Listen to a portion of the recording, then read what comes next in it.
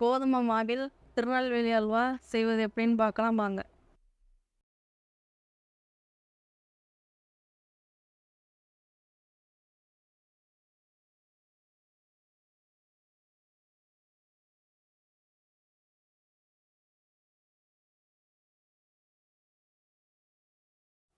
Welcome to home and kitchen cooking channel.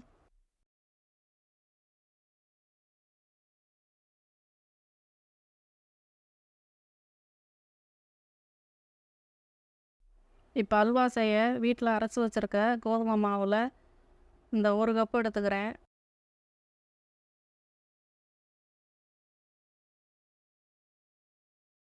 இந்த 1 cup மாவையும் சப்பாத்தி மாவு பிசைகிற அளவுக்கு பிசைஞ்சுக்கலாம்.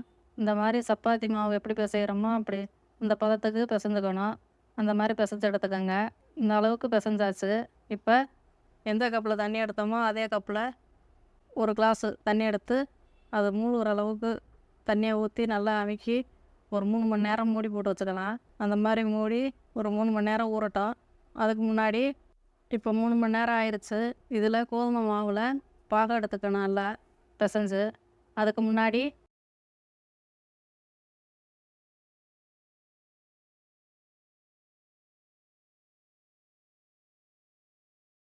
இப்போ இன்னொரு பேனில் சர்க்கரை இந்த அளவுக்கு எடுத்து அது கேரமல் பண்ணிக்கலாம். ஸ்டவ்வை சிம்மில் வச்சு இந்த மாதிரி கிளறிக்கிட்டே இருங்க. அது கட்டியாக வரும். ஒரு 5 நிமிஷம் 10 நிமிஷம் ஆகணும். அதில் உருகி இந்தளவுக்கு கூட ஆகுந்தோட்டிங்க நல்லா கிளறிக்கிட்டே இருக்கணும். அதுக்கு முன்னாடி இப்போ மாவு எடுத்துக்கலாம் பிசைஞ்சு. இந்த மாவில் பால் எடுத்துக்கணும். இந்த மாதிரி பிசைகிறப்ப நல்லா சக்கையாக வரும். இந்தளவுக்கு நல்லா சக்கையெல்லாம் எடுக்கிற அளவுக்கு பிசைஞ்சு பால் எடுத்து இந்த கப்பில் 1 கப்புனா நான் 3 கப்பு அளவு தண்ணி எடுத்திருக்கேன். தண்ணி எடுத்து அந்த தண்ணியெல்லாம் வடிச்சிட்டு பால் எடுத்து வச்சுருக்கேன் தனியாக.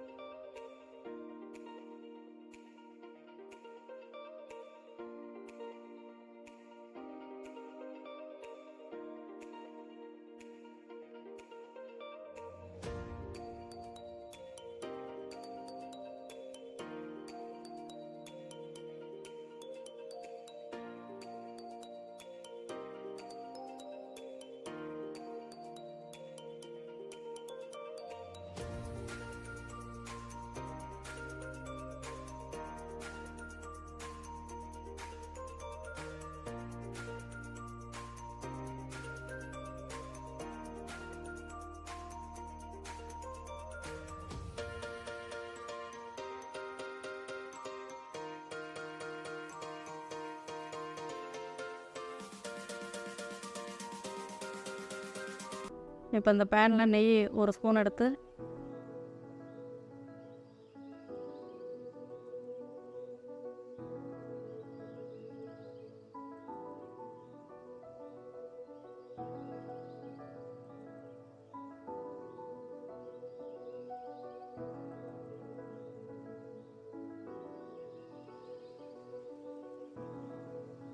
அது சூடாகணுன்னா இந்த பால் எடுத்த பாலை அதோடு நல்லா மிக்ஸ் பண்ணிக்கிட்டே இருக்கணும்.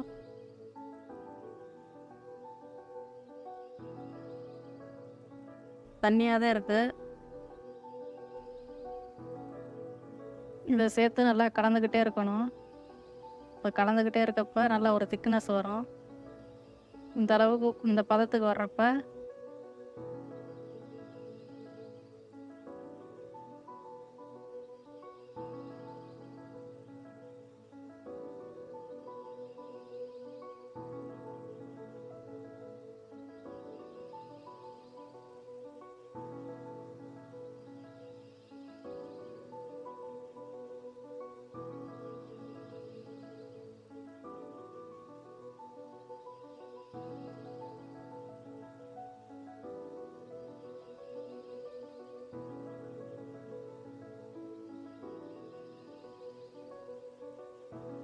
இந்த சர்க்கரை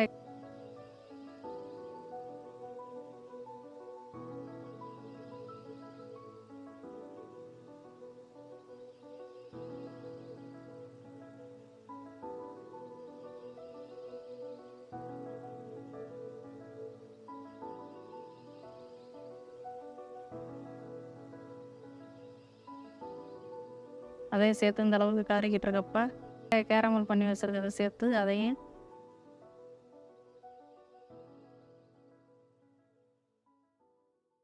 நல்லா கிளறணும். ஒரு நல்ல கலர் கிடைக்கும். உங்களுக்கு தேவையான கலர் பவுடர் கூட யூஸ் பண்ணிக்கலாம். ஆனால் ஒரிஜினல் டேஸ்ட் வராது. இதை சேர்க்குறப்ப நல்ல ஒரிஜினல் அல்வா ஒரு டேஸ்ட்டு இருக்கும். இந்த மாதிரி கிளறுங்க. 1 கப்பு மாவுக்கு 2 கப்பு அளவு தான் சர்க்கரை. நான் 1.5 கப்பு தான் எடுத்திருக்கேன். 1 கப்பு சர்க்கரையும் ஏற்கனவே இதுக்காண்டி ஒரு 1/2 கப்பு யூஸ் பண்ணியிருக்கேன். அதையும் சேர்க்குறப்ப கரெக்டான ஒரு இனிப்பு பதம் கிடைக்குது. அதனால் இந்த அளவுக்கு இருந்தால் போதும். நான் கம்மியாக தான் சேர்த்துருக்கேன். இந்த இனிப்பு கரெக்டாக இருக்கும்னா உங்களுக்கு தேவைன்னா 2 கப்பு சர்க்கரை கூட சேர்த்து நீங்கள் கலந்துக்கோங்க. நான் இந்த அளவு தான் எடுத்துருக்கேன். தேவைன்னா நெய் கூட சேர்த்து நீங்கள் நல்லா கிளறலாம். நான் நெய் எடுத்துக்கலை. ஏற்கனவே 1 டீஸ்பூன் சேர்த்துருக்கேன். அது போதும். இப்போ கரெக்டான பதத்துக்கு வந்துருச்சு இந்த அல்வா. இப்போ ஏலக்காய் பவுட்ரு பண்ணி வச்சுருக்கேன். அதையும் எடுத்து இதோட சேர்த்துக்கிறேன். முந்திரியை சேர்த்துக்கிறேன்.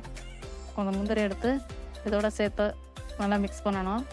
இந்த மாதிரி மிக்ஸ் பண்ணுறப்ப ஒரு கரெக்டான ஒரு திருநெல்வேலி அல்வா கிடச்சிருக்கு. ஒரு இனிப்பான திருநெல்வேலி அல்வா ரெடி. இந்த வீடியோ பிடிச்சிருந்தா லைக் பண்ணுங்கள், ஷேர் பண்ணுங்கள், சப்ஸ்கிரைப் பண்ணுங்கள்.